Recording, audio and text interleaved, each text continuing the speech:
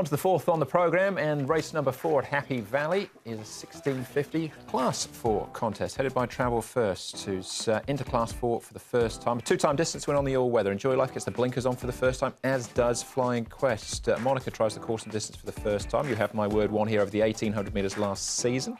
Association Fans was a course and distance winner first up. Chaparral Star run-up, beaten favourite. Course and distance last time out, and Formula Galore, another course and distance winner. He'll jump from barrier 10. Now, as far as the Chung Fa is concerned, the horse is travelling backwards and forwards. Travel First and True Grit, another one of John Size, has been up and back a couple of times, returned on the 26th. Travel First gets the drop in grade. First time as a 7-year-old coming into Class 4, and he may be the leader. Of course, he was up on the pace last start. He was also up on the pace one race last year when Glorious Forever went past him and he was able to fill a place. Formula Galore, Clear Choice, Distinct Express. True Grit might have to go back. There could be some pace here, though.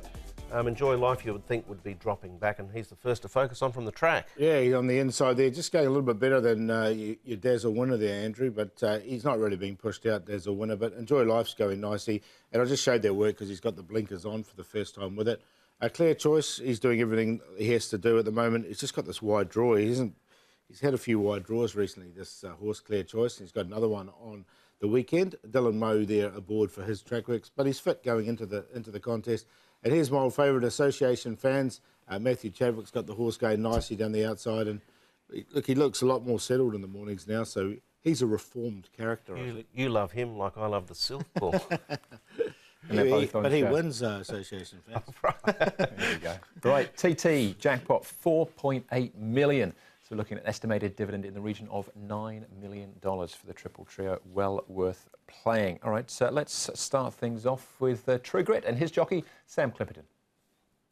Sam, your thoughts on True Grit? We saw the best of him in his short space of time in Hong Kong so far in his last start. You must have been slightly encouraged by that run. I was, yeah. I think the horse has got some ability, and he'll definitely win his races here in Hong Kong, and he showed that last start.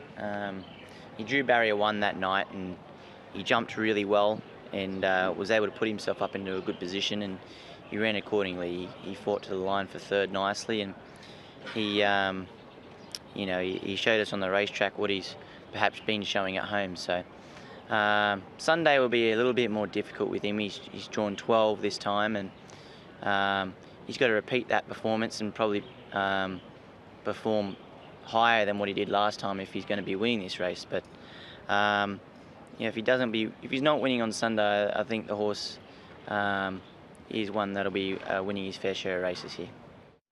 All right, one to look out for the future then. Certainly, that's True Grit.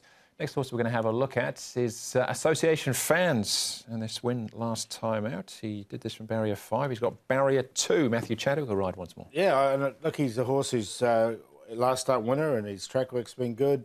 He's he's had an attitude. There's no way to get around it. He double kicks in the parade ring and all sorts of things.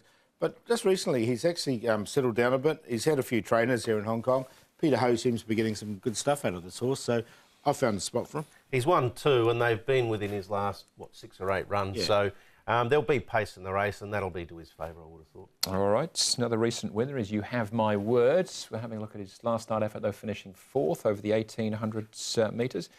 But he's won over this trip back in May. He was going well at the end of last season. In fact, he had 5 runs last season for 2 wins, a 3rd and a 4th. He'd had a lot of issues prior to that and a long time off the races. I'm a little concerned with the 4-month gap between his good form at the end of last season and coming into this season, whether or not he can actually run up to that level again first up.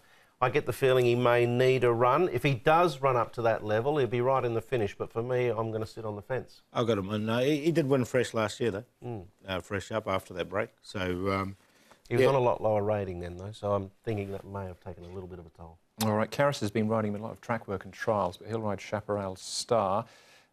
This is Flying Quest, though, that we can take a check on. Blinkers on for the first time on race day. Yeah, look, his track work's been really good, this horse, Flying Quest, and he's so well rated. He's won off a rating of 70. He's now rated 56. You can just see him doing it so easy here. The blinkers have really focused him. Barrier 5. he looks really tough to beat. Yeah, I initially tipped Chaparral Star and then I changed my mind and tipped Flying Quest for the same reasons as Paul's just mentioned. Very well rated, blinkers on, last 2 runs, first 2 this season have been super, trial's good. The other one gets weight on him and he's still improving. I ended up going 3 over 11 because I thought he'd be the better price of the 2. All right, we'll get to Brett's full 4 numbers in a second, but Chaparral Star is our favourite, Paul. Yeah, got him in, of course. I think he won a really good race last time and he's going to run a good race once again. But I went Flying Quest. I just think he's a well-rated horse and his track work's been really good. Blinkers on for the first time. My old friend, Association fans, just in front of Chaparral Star. And you have my word, I threw him in there for 4th because he's got that good fresh record. 3, 8, 11 and 5. But I'll play exotics around the 3, 8, 11 because I think they've all got good chances. Same trio for me. I've got the 3 on top as well. I think Chaparral Star has a definite chance of beating him and has more progress in him, but the price was probably the determining factor. Maybe you should often just go on form rather than price. I've gone 3 to beat 11. I wouldn't be surprised if 11 beats 3. 8 Association fans, I've given him some loyalty. And Daring Heart's the one I think could run an improved race. He'll be a decent enough price too. He's got blinkers first time. His first 2 runs this season actually look worse on paper than they have been. So for me, a slight improver at a price. 3, 11, 8, 9. Yeah, I've got Flying Quest in for sure, but Chaparral Star on top for me, think he can win, and I'll take him against Association fans all day. You'll have to give us a few legs. All right, that's the triple trio. First leg, race number 4. We'll be back with the first leg of the 6-up right after this.